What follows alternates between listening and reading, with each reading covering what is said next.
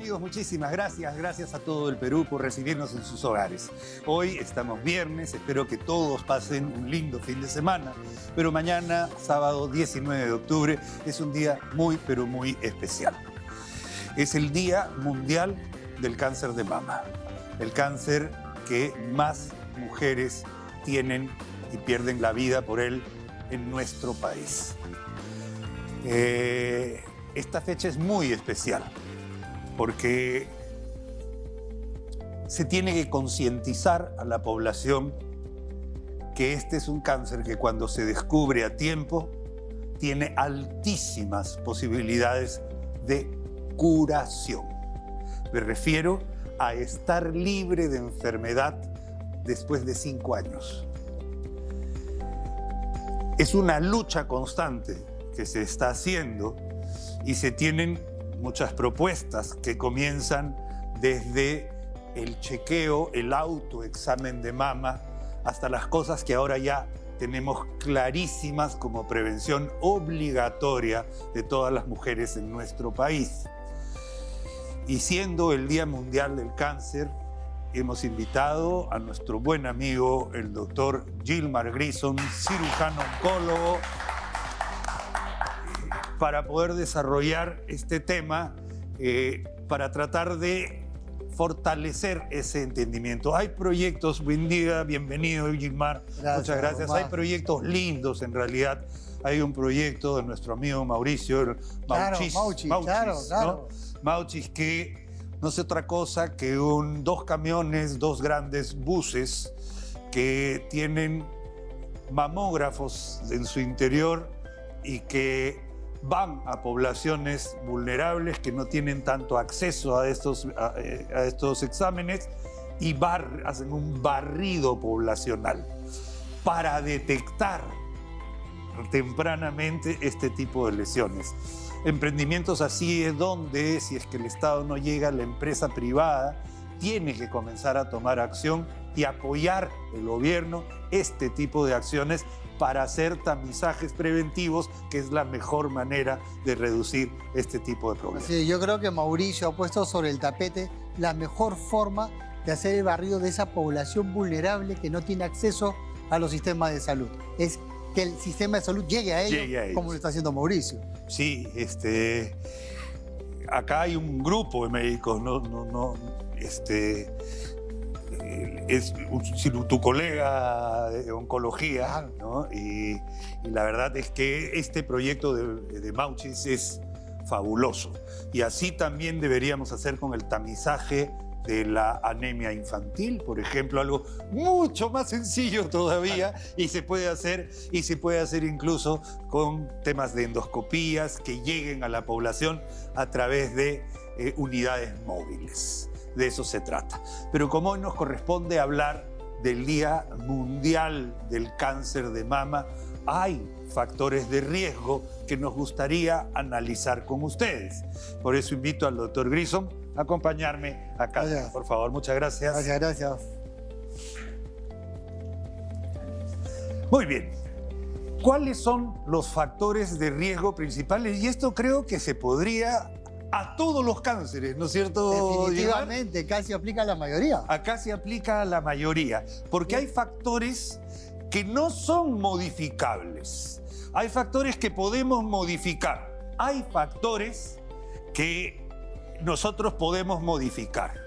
Pero hay factores que nosotros no podemos modificar. Entonces, ¿qué nos corresponde? Modificar los modificables, pues. Sí. Por ejemplo, el envejecimiento no lo podemos... O sea, la edad es la edad. Así es, eso no se puede cambiar. Eso no se puede cambiar. La genética tampoco la podemos cambiar, ¿no es cierto? Así es. Pero entre medio sí hay factores que podemos cambiar.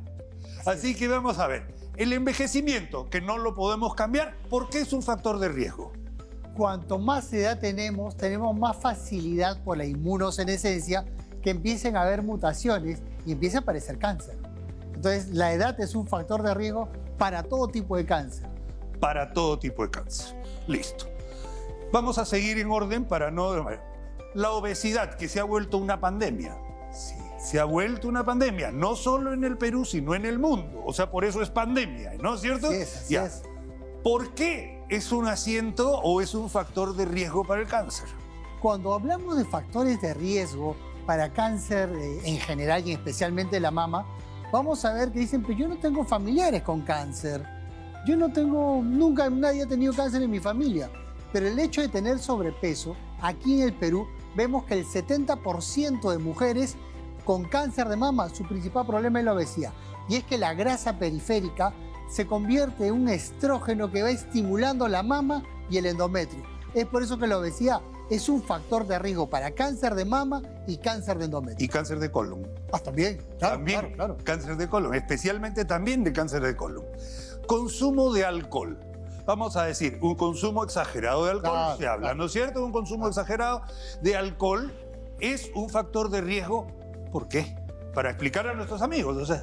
El alcohol lo que va a hacer, claro, cuando tomamos, podemos tomar grandes cantidades un fin de semana o de a poco durante todos los días. Ambos hacen daño, porque esto asociado generalmente, el alcohol te lleva a comer, te lleva a consumir tabaco, esa combinación es lo que hace que aumente el riesgo de desarrollar diferentes tipos de cáncer, incluida la mama. Y como ya lo dijiste, especialmente el colon. Especialmente el colon. Consumo de tabaco. Yo le comenté al doctor cuando estábamos revisando estas diapositivas, claro, cáncer de pulmón, y me corrigió. No, el cigarro tiene más de 500 cancerígenos para todo tipo de cáncer. Para todos. Cuello uterino, mama, colon, estómago, He escuchado, vejiga. vejiga, o sea, lo que te puedes imaginar está metido el tabaco. El tabaco es un potenciador del cáncer. El tabaco hace que esas mutaciones, que de repente son silentes, empiecen a acelerarse y desarrollar cáncer. El tabaco es el principal factor de riesgo para cualquier tipo de mutación que tenga una persona. De acuerdo. Luego tenemos los antecedentes genéticos. Y acá viene la historia familiar. Entonces, dentro de esto, un mensaje a nuestros colegas, especialmente a los colegas jóvenes. Sigue siendo la historia clínica una de las principales armas para hacer medicina en el mundo. Y una buena historia clínica tiene que tener antecedentes familiares y antecedentes personales. Así es. Eso es básico. Así es. Hoy en día, cuando vemos los antecedentes familiares y genéticos, tenemos que diferenciar. El familiar, yo tengo historia de cáncer de ovario, cáncer de pulmón, páncreas, estómago, etc. El genético, yo tengo familiares con cáncer de mama y cáncer de ovario, porque estos dos tipos de cáncer comparten las mismas mutaciones genéticas. Entonces, si existe, yo tengo una paciente que debuta con cáncer de mama a los 40 o antes de los 40, tengo más de 2 familiares en primera línea con cáncer de mama, yo tengo que buscar factores genéticos y hacer un estudio genético para determinar si hay el gen mutado, y ese gen mutado es el que se busca en toda la familia para ver quién tiene o no el riesgo de desarrollar cáncer de mama o de ovario en su vida futura. He escuchado que incluso se hacen cirugías preventivas, ¿no es cierto? Claro. Cuando el síndrome de Angelina Jolie. El síndrome de Angelina Jolie. Angelina Jolie, ella tenía un riesgo de tener cáncer de mama del 80% y de ovario del 60%. Ni lo pensó. Se retiró, o sea, una mastectomía subcutánea, 2 prótesis para mantener la anatomía y abajo se sacó el útero por vía laparoscópica. Útero y ovario por vía laparoscópica. Hasta eso está llegando la medicina, amigos, pero esto no va si es que no entra en la cultura popular. Así es.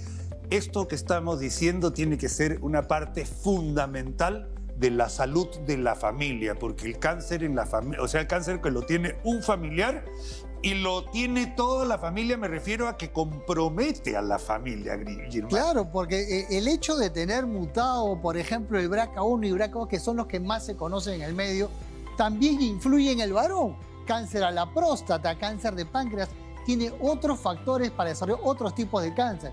Es por eso estudiar a estas pacientes. Y como bien lo dijiste, Tomás, si tenemos factores que no podemos modificar, pues modifiquemos los demás para disminuir el riesgo. Por supuesto. Gilmar, ha sido súper importante tenerte acá como un médico cirujano oncólogo.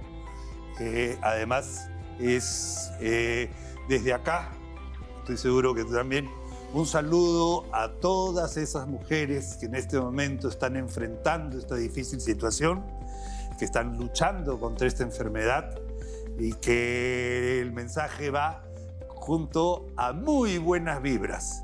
De esto se sale y además se puede aprovechar para que nuestra descendencia no tenga esas mismas complicaciones con la detección precoz que no nos lleve a una enfermedad que puede acabar con nuestra vida. Amigas, ustedes que están luchando por peleando con esta enfermedad, le damos todo nuestro apoyo, toda nuestra buena vibra y vamos a seguir luchando para adelante. ¿Ya? Gracias, Isma. A ti, Tomás, muchas gracias. Y otra de las cosas que podría hacer es ejercicios cerebrales. Sí. O sea, Sí. hacer geniogramas, Mira, hacer la sumas, intervención restas. es multicomponente. Como este es un fenómeno multicausal, y la verdad, te digo sinceramente, hermano, yo siento que todavía estamos medio en pañales con esto de la demencia y las demencias. O sea, la verdad es que estamos comprendiendo bien los tratamientos, desaceleran un poquito, modulan la conducta, pero la causa en sí, es más, se siguen descubriendo cosas y marcadores de demencia. Pero sí hay cosas por hacer, tanto cosas por hacer como cosas para dejar de hacer y ya no hacer. O sea, por eso es importante los diferentes tipos de prevenciones en personas que tienen demencia y acordarse, fundamentalmente, hay que acordarse que el cuerpo no es solo una cabeza. Resistencia a la insulina. ¿Qué tiene que ver el páncreas? ¿Qué tiene que ver la calidad de insulina para que exista hígado graso? Como hablábamos, ya el desorden metabólico va a hacer que el organismo ya tenga una respuesta disminuida a la presencia de insulina.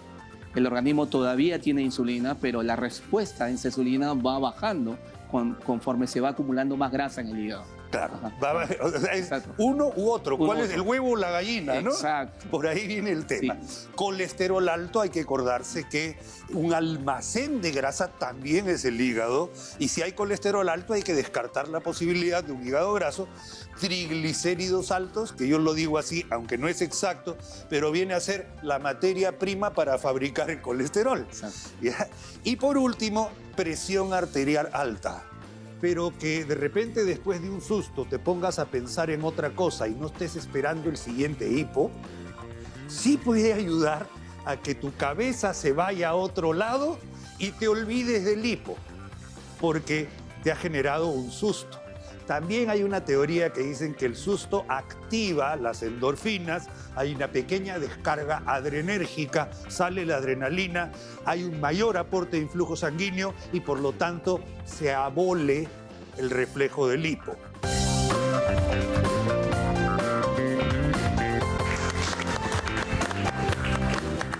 Hola queridos amigos, muchísimas gracias por acompañarnos el día de hoy y por recibirnos en sus hogares en todo el Perú. Amigos, este es nuestro consultorio geriátrico, una especialidad a la cual no solo respeto, sino admiro muchísimo, ya que es el conjunto de básicamente todas las especialidades en el momento quizás de mayor labilidad que pueda tener una persona. Entonces nos acompaña un médico especialista, el doctor José Francisco Parodi, gran amigo. Pepe Pancho, bienvenido, muchísimas gracias.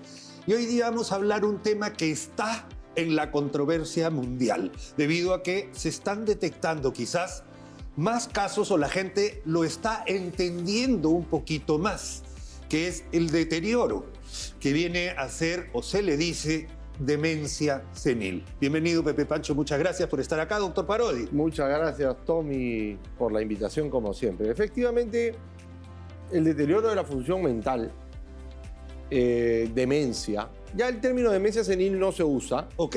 En general, demencia o demencias, porque hay mucho tipo, se está viendo más por los factores que conllevan a hacer demencia, pero también porque la gente vive más y tiene más tiempo de que se le presente. Esta es una enfermedad de una etapa tardía de vida generalmente, sobre todo aquellas que no se heredan de todas maneras, ¿no? Tú sabes que hay demencias que hay un 5% que de todas maneras se heredan y hay inclusive una fase que tienes la enfermedad de Alzheimer, por ejemplo, que es una sola de las causas de demencia, pero que todavía no estás en fase de demencia. O sea, tú puedes tener enfermedad de Alzheimer y todavía no estar en fase de demencia. Ok. cuando hemos estado conversando antes y yo te dije el término, nos corresponde el tema demencia senil, me dijiste, no, deterioro cognitivo. Me encantó esa palabra porque en realidad engloba no solo a las demencias, sino también a los microinfartos, a los que van a producir un deterioro cognitivo. Claro, el deterioro cognitivo o el deterioro neurocognitivo, sé que a los médicos nos gusta poner cosas, Sí. pero el término senil y presenil se usaba cuando se empezó, si era antes de los 60 y después de los 60. Pero ahora en general, creo yo, demencias o deterioro cognitivo que llega a interferir con tus actividades de la vida diaria para que ya se llame demencia, cambie tu rol, tu comportamiento social y que puede tener, además de los síntomas de la función mental, conductas alteradas, alucinaciones y percepciones. Entonces, dentro de las causas de demencias está la enfermedad de Alzheimer, las vasculares, que son como 10, De acuerdo. desde microinfarto, polinfarto, cada 100.000, hay como 10 causas o más de demencia Ajá, vascular. problemas vasculares, que falta irrigación. En ok. general, irrigación o sangrón, ¿no? Así es. Después está la demencia por cuerpos de Lewy, demencia frontotemporal, mezcladitas. Hay enfermedades infecciosas como el SIDA, que en algún momento pueden llegar a ser, o el HIV, Deterioro, ajá. deterioro cognitivo. Sífilis puede llegar a ser demencia. Hay demencia por enfermedad de Parkinson, demencia por golpes. Claro, los traumatismos repetitivos en el fútbol americano, eso también Exactamente. está visto así, En el ¿no es fútbol cierto? americano, sí. El box. Bueno, muy bien, pero si tuviéramos que plantearlo, o sea, el médico hace su diagnóstico después de la conversación inicial con un paciente y después esta percepción del médico se va hacia una confirmación de imágenes. ¿Es correcto ese camino, ese proceso para poder llegar a un diagnóstico preciso? ¿Cómo yo le pongo nombre y apellido a eso que está sintiendo mi papito? Mira, a veces la misma persona no se queja. Claro. O sea, que te viene diciendo, me estoy olvidando de las cosas, que no sé qué, que yo ya no... Ese probablemente te esté deprimido, ansioso, angustiado, aunque podría ser, ¿ah? Ya. Pero esto llega generalmente por queja de un familiar, que le repitieron muchas veces las cosas, se ha perdido, se comienza a perder el dinero, y en verdad que no se le pierda, hay que chequear, porque no vaya a ser que Roberto Carlos, Sí. ¿no? Entonces, esas son las quejas habituales. Cuando tú puedes hacer preguntas sencillas como la fecha, hay test de despistaje, ¿no? Así es. Incluso nosotros en San Martín de Porres tenemos un trabajo que dice la velocidad de marcha lenta aumenta tu riesgo en 41% de tener demencia en los 5 o 6 años siguientes. Yo lo que acabo de aplicar ¿está lúcido? O sea, puedo conversar con él. Lo que hacíamos, LOTEP, orientado en tiempo. O sea, sabe qué día es hoy, sabe qué año es hoy, en espacio, en qué lugar te encuentras, cómo estás, y en persona.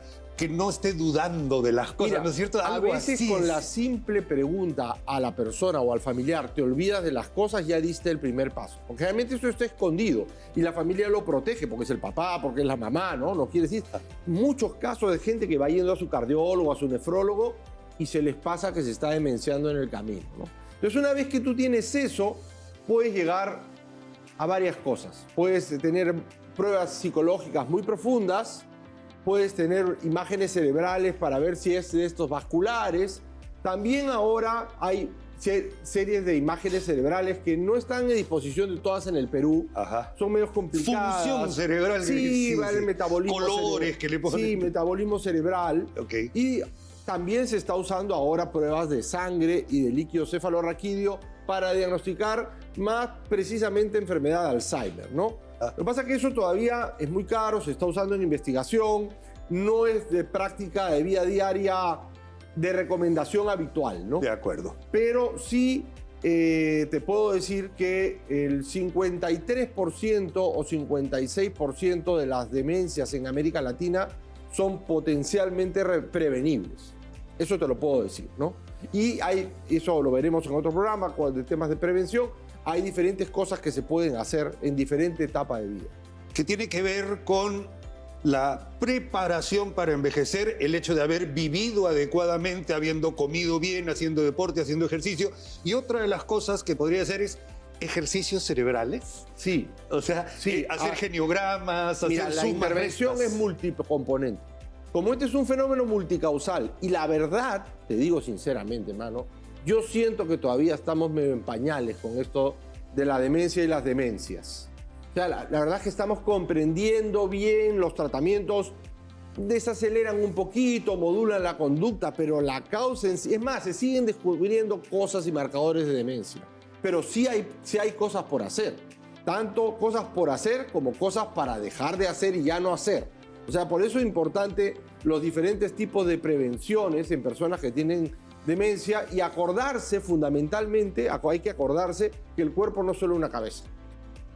El ser humano no es solo una cabeza, ¿no? Entonces por ahí va el manejo integral. Como es multifactorial, necesitas manejo multicomponente o multiintervención. De acuerdo. La conducta de una persona que descubre este proceso debe comenzar por visita al médico, al clínico general, al médico de la localidad. Este médico de la localidad debe enviarlo a un especialista. ¿Cuál es ese camino? La ruta ideal. La ruta ideal para mí, para ti, sería que el médico de primer nivel de atención, de la posta, descubra que esta persona está con un problema y que llegue de manera oportuna a un médico que esté capacitado para completar el estudio, el diagnóstico y elaborar el plan de tratamiento. No solamente diagnóstico y a tu casa con tu papelito. El plan de tratamiento, la gestión de los problemas es fundamental.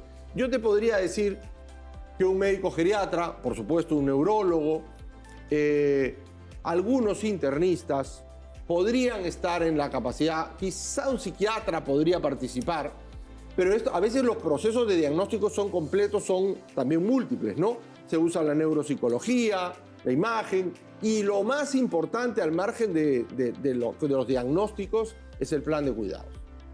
Que debe ser también en conjunción con la familia. Porque el plan de cuidados significa que tú no te vas a quedar con el especialista en el instituto. Tú vas a regresar a tu comunidad, a tu casa, con tu familia, con tus problemas, a vivir todo el mes. Por lo tanto, ya el plan de cuidados, y yo te digo, ese sería mi anhelo ideal, sea que llegue a un entorno, a una comunidad, donde los servicios sociales, sanitarios, municipales pudieran de la mejor manera contribuir para que esta persona pueda seguir sintiéndose saludable y con sus prioridades de salud. Actividades sociales, un bingo, baile, tai chi. Y cuando vaya perdiendo las capacidades, que probablemente las vaya perdiendo, tenga soportes sociales, prestaciones sociales, sepa su municipio dónde está, apoyo al cuidador, o sea, crear lo que se llama un sistema de cuidados de largo plazo. Totalmente de acuerdo. Porque como este es un problema relativamente nuevo, pero que rápidamente creciente, se necesita un sistema de cuidado nuevo. De acuerdo. Totalmente de acuerdo, Pancho, porque de verdad esa es la forma en la cual nosotros, quizás si lo logramos hacer a futuro, podamos de repente ser parte de esa comunidad, porque cada día, como bien lo dijiste, vamos envejeciendo más y vamos a ir necesitando más apoyo social. Claro, y sobre todo apoyo de morirse dignamente y oportunamente a través de buenos cuidados paliativos. Totalmente de acuerdo. Pepe Pancho, soy el doctor José Francisco Parodi, hablándonos de lo que se está diciendo, no necesariamente demencia senil, sino un deterioro cognitivo relacionado a la edad. Así que muchas gracias, Pepe Pancho, muchas gracias, queridos ustedes. Resistencia a la insulina.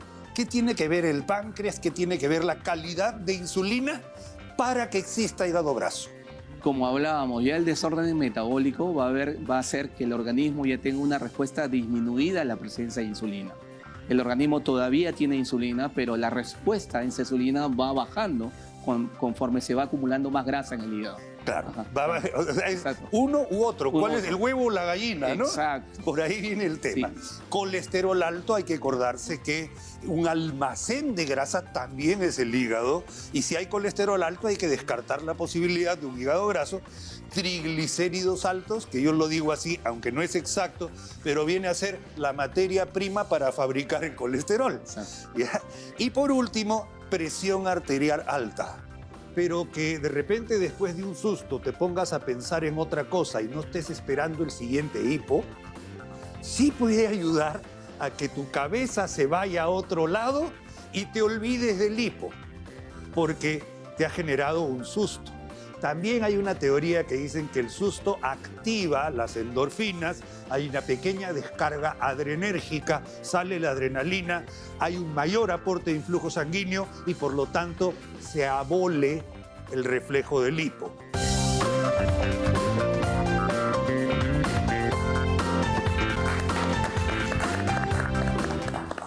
Bienvenidos, queridos amigos, muchísimas gracias. Hola a todo el Perú y muchísimas gracias a usted, señor, señora, por recibirnos en sus hogares para nuestra consulta gastroenterológica.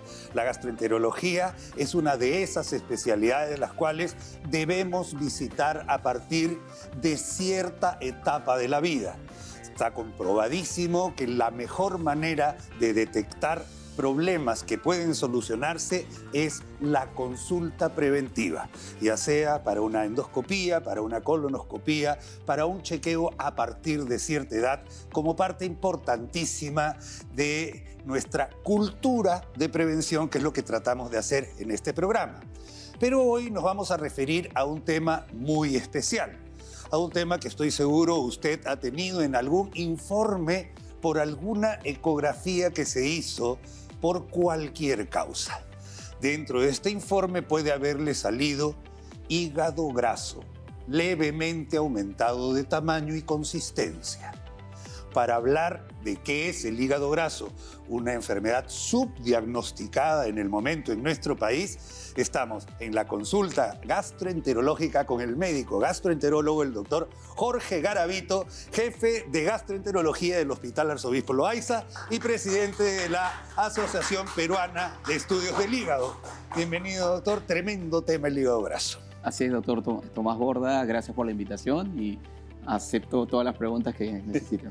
Muy bien, yo justo comenzaba diciendo que básicamente el hígado graso es un diagnóstico ecográfico en primera instancia. Y uno se sorprende, porque no es que el hígado graso te dé síntomas en particular ni nada de eso, pero sí sabemos cómo evoluciona un hígado graso. Coméntenos un poquito, ante un hallazgo de hígado graso, ¿a qué se debe y qué se debe hacer? ¿Y qué cosa es, sobre todo? Exacto. Bueno, el hígado graso es la acumulación de grasa, más del 5% en el parénquima hepático. Hay diversos métodos, digamos, para hacer el diagnóstico, ¿no? De hecho, las recomendaciones son generales para toda la población, pero las guías internacionales actualmente recomiendan que hay que hacer la búsqueda de hígado graso en poblaciones especiales. ¿Qué van a hacer? Pacientes obesos, pacientes con sobrepeso, pacientes con resistencia a la insulina, pacientes con dislipidemia o que obviamente tengan algún proceso metabólico asociado, ¿no? O una conducta relacionada a hábitos nocivos como alcohol. Exacto, consumo de alcohol, medicamentos de larga data, esas cosas, ¿no? Ok. Y como usted lo dijo, disculpe que lo interrumpa, es un cuadro asintomático, silente, que no da síntomas, entonces hay que buscarlo, hay que hacer el screening. Y ese screening, según las guías, como usted lo acaba de decir, se hace a través de la ecografía abdominal. De acuerdo, un examen barato, asequible, muy bien, sí. Fácil. En este caso no se necesita tampoco ser un gran... Ya la máquina está prácticamente pauteada para decir acá hay algo. Porque lo que sucede, queridos amigos, es que la célula básica del hígado es el hepatocito. Pero se infiltra de grasa. No es que el hepatocito se vuelva grasa, sigue siendo una célula hepática, pero está infiltrado por grasa. ¿Por qué pasa esto, doctor? Muy bien, se están explicando, obviamente el cuadro metabólico es el culpable de todo, ¿no? Porque hay una serie de trastornos en todo el organismo. Es decir, existe hígado graso, pero no está solo. Obviamente somos un organismo y hay una complejidad mayor. Y últimamente la definición de hígado graso, de acuerdo a las diferentes asociaciones científicas europeas, americanas, hablan de una enfermedad hepática asociada a disfunción metabólica. Y eso quiere decir que intervienen otros factores y también la parte genética. Porque usted habrá visto, hay personas obesas que no tienen hígado graso, que obviamente es un pequeño porcentaje, pero la gran mayoría, que es el 90% de obesos, tienen ya hígado graso y probablemente esteatohepatitis, que es la inflamación. De acuerdo. Ajá. Nosotros guardamos la energía que no usamos en forma de grasa y se almacena en el hígado. Exacto. Aparte un buen del panículo adiposo que además existe, ¿no es cierto? Es un buen banco de reserva de Es energía. un banco de reserva. Energía, Y claro, pero ¿qué es lo que sucede? Se pierde tejido hepático, ocupa espacio. Claro. Un hígado, señora, usted ha comprado en el mercado el hígado de pollo. ¿De qué color es? Marrón, casi moradito, y perfectamente. Un hígado graso es un hígado amarillento, diferente, más parece paté que hígado. Así es. Y eso es, ¿no es cierto? Básicamente. Ahora, ¿qué pasa cuando este hígado graso progresa? Porque también otra de las cosas que es importante, que hicimos un trabajo, doctor, alguna vez con el doctor Poggi, de biopsiar cada vez que teníamos una vesícula. ¿Ya? Claro. Y es un procedimiento que no te demora nada, no es rapidito nada más. Y el 90% eran hígado graso. Exacto, exacto. Sí, eso es verdad. Es decir, la acumulación de grasa se va a ir dando con el tiempo. Eso es asintomático, silente, pero en algún momento se va a despertar lo que se llama el primer y segundo hit, que es un proceso de inflamación asociada a la presencia de grasa en el parénquima hepático. Y eso va a producir inflamación. Y eso se llama esteatohepatitis. La esteatohepatitis tiene factores también relacionados con, por ejemplo, la alimentación, la genética tiene que ver mucho con eso, porque no todos los pacientes con hígado graso terminan haciendo esteatohepatitis. Solo un 14 a 16% de los pacientes que ya hicieron hígado graso van a esteatohepatitis. Y de esos, otro 20% ya van a ir a otro proceso que es la fibrosis hepática. Y con degeneración grasa. Exacto. Y que lleva a la cirrosis. Que va a llegar a la cirrosis en pocos años. Porque todo tejido que se inflama finalmente, entre comillas, cicatriza. Exacto. Y la cicatriz, cuando un hígado se cicatriza, se vuelve duro como una cicatriz. En lugar de ser grande, bonito, estilizado, se enchancha, se pone lleno de esto y se endurece. Exacto. Y eso hace que se pierda función hepática. Eso es verdad. Y es importante que la gente sepa porque en una encuesta que se hizo a nivel nacional, la gente tiene mayor, capacidad de entender lo que son los problemas del hígado por causas virales, por ejemplo B y C, pero por causa de hígado graso solo el 5% se detectó que tenía conciencia que era una enfermedad. Es decir, hay un gran porcentaje de la población peruana que no considera un problema el hígado graso, y sin embargo, cuando aparece el hígado graso, ya hay asociado otros desórdenes metabólicos y problemas cardiovasculares también. No es solamente se trata, claro, tengo hígado graso, voy a dejar de chupar. Exacto. No es así, porque el problema ya es metabólico. Es metabólico. De acuerdo, ya completamente con usted. Doctor, ¿nos podemos acercar un momentito, sí, claro, al video Gol para ver los factores de riesgo? Ya los hemos comenzado a discutir eventualmente, pero para que usted sepa si está en este grupo de personas que requieren ir a buscarlo. Exacto. ¿De acuerdo? Entonces, primero, sobrepeso u obesidad. Y claro, obesidad, ya sabemos, un índice de masa corporal específico, pero el sobrepeso también. Exacto. O sea, porque algo estás haciendo mal con tu alimentación, con tu nutrición y con lo que tomas. Exacto. Y no lo consideran que tienen sobrepeso la gente. Consideran que están con su peso normal, que es un peso normal, sin embargo ya tienen sobrepeso.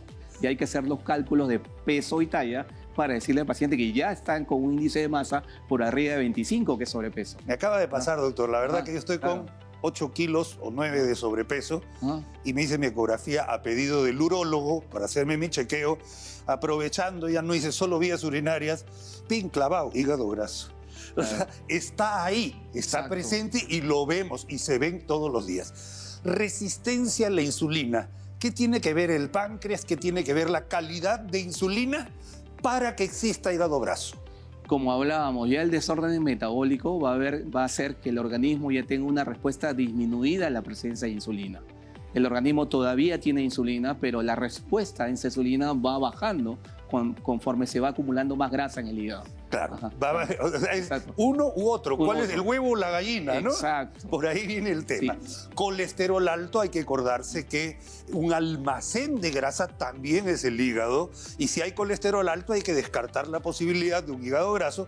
Triglicéridos altos, que yo lo digo así, aunque no es exacto, pero viene a ser la materia prima para fabricar el colesterol. ¿Ya? Y por último, presión arterial alta. Y acá es que todo está relacionado, doctor. Exacto, todo está relacionado. Y el problema que es este acúmulo de la dislipidemia que se conoce al aumento del triglicérido y colesterol, va a acumular placas también de colesterol en las arterias, la van a hacer mucho más rígidas y van a hacer que aumente la presión arterial. Y consecuencia de eso va a sufrir también el hígado, ¿no? Es todo un feedback. Perfecto. Ajá. Nos tomamos asiento de nuevo y la idea es acá. ¿Qué hacer? A ver, doctor. Hay factores modificables y hay factores que no son modificables. Exacto. Yo no puedo modificar mi edad, yo no puedo modificar mi genética, pero sí puedo modificar lo que como, cómo lo como y lo que tomo y cómo lo tomo. Exacto. El hígado graso, para que quede claro en la población, es un cuadro o es una enfermedad que es reversible. El hígado graso. Hasta hígado graso, hasta esteatosis, hasta esteatohepatitis y hasta fibrosis en sus estadios iniciales se puede revertir. ¿Cómo? Con una alimentación sana, bajando de peso y haciendo actividad física. Se dice que bajando el 5% puede revertir la grasa, bajando el 7% revierte la inflamación y bajando el 10% del peso basal se revierte hasta la fibrosis en estadios iniciales. Yo siempre he escuchado, doctor, y lo he visto en algunos casos, que el hígado es un órgano noble. Muy noble. Muy noble. Exacto. Tan noble que un papá le puede donar una parte de su hígado a un niño y el hígado hasta vuelve a crecer. Cosas que la naturaleza ha brindado, pero el hígado es un órgano noble. Y no podemos ser el laboratorio principal del organismo. Más de 600 funciones químicas se producen en este órgano que funciona como parte del aparato digestivo. Tenemos que aprender a cuidarlo. Unas palabras finales para nuestros amigos, por favor, doctor, que nos están escuchando, solamente para redondear los temas y qué es lo que debemos hacer. Muy bien, ya saben ustedes, primero las medidas generales, tener una dieta saludable, tener una alimentación, hacer de su rutina la actividad física, se recomienda 150 minutos semanales, hay que cuidarse ahí, no llegar a tener sobrepeso, ni obesidad, ni cuadros metabólicos asociados, porque ahí es casi seguro que ya va a tener hígado graso. Y si tuviera esos factores, hay que ir al médico para que seamos evaluados y ver si hay hígado graso para hacer el seguimiento y no llegar a estadios finales que son la cirrosis hepática y el cáncer de hígado, que es el hepático carcinoma, que se pueden asociar también a la presencia de grasa en el hígado. Otra cosa, porque he escuchado, porque hay en este momento venta indiscriminada de productos que pueden llegar a ser una basura, hechos por realmente estafadores. Exacto. No existe la pastillita mágica para curar el hígado graso. No se deje engañar, queridos amigos. Muchísimas gracias al doctor Jorge Garavito. Ha sido muy interesante su presentación. Hígado graso, no se asuste, porque todavía tenemos posibilidades para salir de este problema, pero tampoco lo abandone. Regresamos con más de nuestro programa enseguida.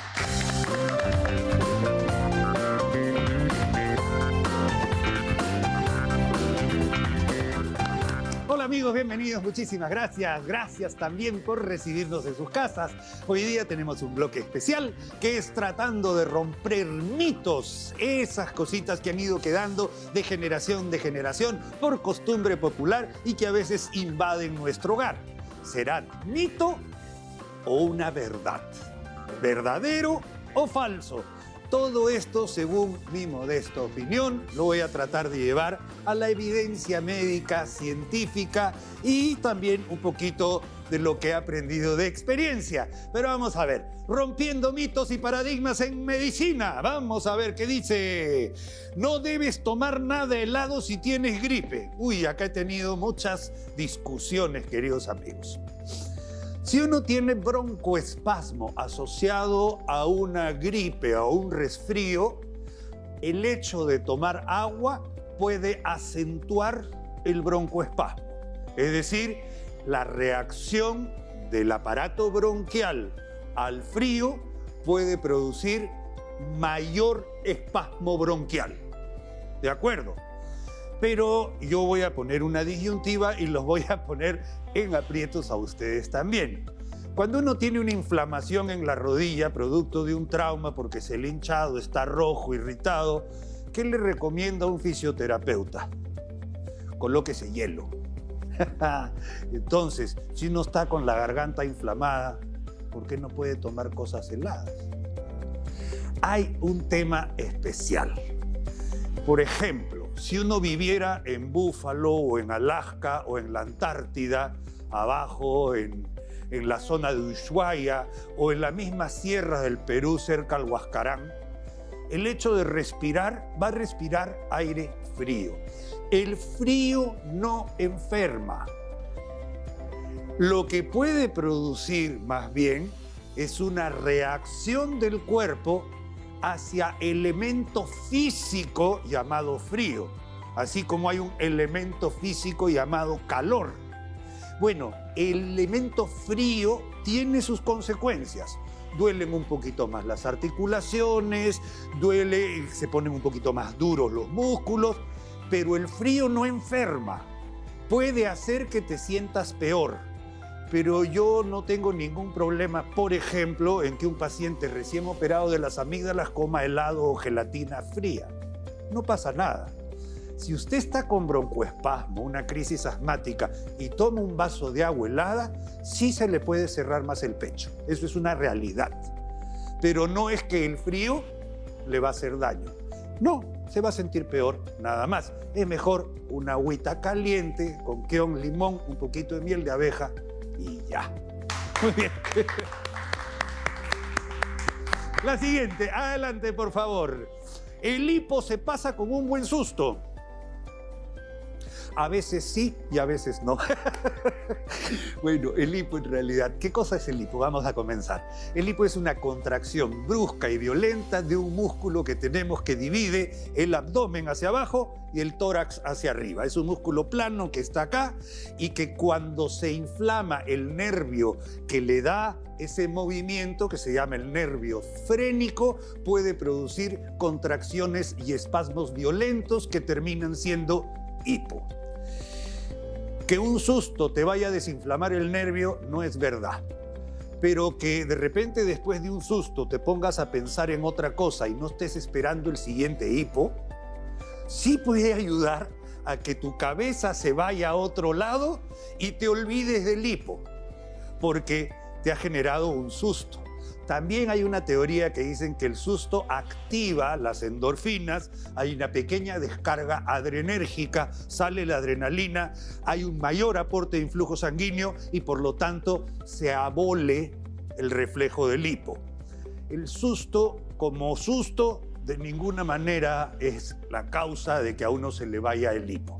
Lo mejor que puede hacer es tomar algunos buenos sorbos de agua, quizás aguantar un poquito la respiración para disminuir la frecuencia del hipo y descansar.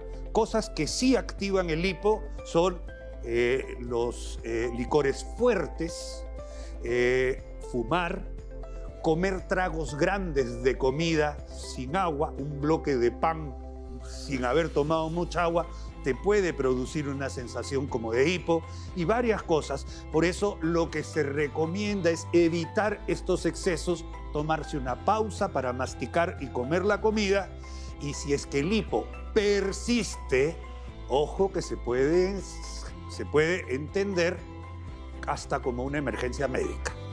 ¿Ya? El hipo de por sí no es normal. Si hay episodios repetitivos de hipo, debe hacerse atender por un médico general o un médico especialista en gastroenterología. Muy bien, siguiente, vamos al siguiente mito, adelante. Cuando una mujer está irritable es porque está con su periodo. Yo creo que esto no lo deberían poner sinceramente. Bueno, hay parte de esa teoría y efectivamente en una etapa perimenopáusica hay cambios en el humor. Pero cuando una mujer está con el periodo y tiene dolor, así usted fuera varón y tiene dolor de cabeza, también va a estar de mal humor. No hay que poner para nada una justificación de este tipo, que son temas hormonales que no tienen mucho que ver con la personalidad de la gente. Pero hay una etapa en la vida, perimenopausia, entre 50 y 55 años, en los cuales cambios hormonales pueden generar alteraciones en el humor. eso sí, eso se sabe, es parte del periodo perimenopáusico y que incluso es un mecanismo de alerta para que esa mujer acuda a un centro especial donde su ginecólogo para ver qué se puede hacer con esta sintomatología y además poder paliar esos efectos que generalmente vienen acompañados con sofoco, bochorno, falta de sueño, un poco de estrés, aumento de peso y ese tipo de cosas te ponen de mal humor. Siguiente, por favor. Muy bien, adelante. ¿Los anticonceptivos te hacen engordar? Ajá. Esa es una muy buena pregunta, pero en realidad no podemos generalizarlo. La ciencia ha avanzado muchísimo. Incluso en este momento hay chips de anticonceptivos que se colocan y duran 3 meses, 6 meses, hasta 1 año. Quizás antes existían algunos antiestrogénicos que lo que hacían, o mejor dicho, estrogénicos, que hacían que exista un poquito de retención de líquido. Sí, pero esos eran los medicamentos de antes. En esta etapa, con los medicamentos nuevos que existen, que son y están al alcance de todas las mujeres del país, no hay mayor problema necesariamente con el peso, pero sí se relaciona con enfermedades que tienen que ver con el tema hormonal. Ovario poliquístico, por ejemplo, hipotiroidismo, por ejemplo, y otras enfermedades que pueden echarle la culpa al anticonceptivo cuando el anticonceptivo no es el culpable de ese aumento de peso. Entonces, ojo con eso, pero en mi concepto con las medicinas actuales, esto no es verdad. Vamos, la última. Adelante, señores. Vamos a mirar. Tomar agua de azahar calma los nervios. Yo he escuchado que sí. Hay personas que no viajan en avión si no tienen su pomo de agua de azahar. Ustedes saben que hay hasta bebidas cola que tienen azahar o esencia de azahar dentro de su formulación. Aparentemente el azahar tiene... El azahar no es otra cosa, a ver amigos, es la flor de la naranja. No tiene nada de científico así inmenso. El azahar es la flor de la naranja, incluso la flor de la mandarina, del tangelo y esas cosas se consideran azares. Incluso el azahar es esa florcita que le ponen al papá del novio cuando se va a casar y a toda la familia del novio. Efectivamente, es una flor y esa flor sí aparentemente, no me consta científicamente, pero sí aparentemente funciona como un relajante, como un sedante y además tiene un efecto psicológico que ayuda a la persona que le ayuda. No por eso, tomando agüita del azahar, se le va a pasar una crisis ansiosa, se le va a pasar un duelo severo o se le va a pasar una depresión. Pero en casos de que la persona tenga confianza en el producto, puede ser que calme esos cuadros leves de ansiedad. Es mi modesta opinión, como siempre lo digo, no pretendo ser dueño de la verdad, pero ahí lo tiene, desde mi punto de vista científico y personal, rompiendo mitos en medicina. Muchísimas gracias por habernos recibido en sus hogares. Nosotros nos despedimos. Hasta el próximo programa, queridos amigos. Que pasen una linda tarde.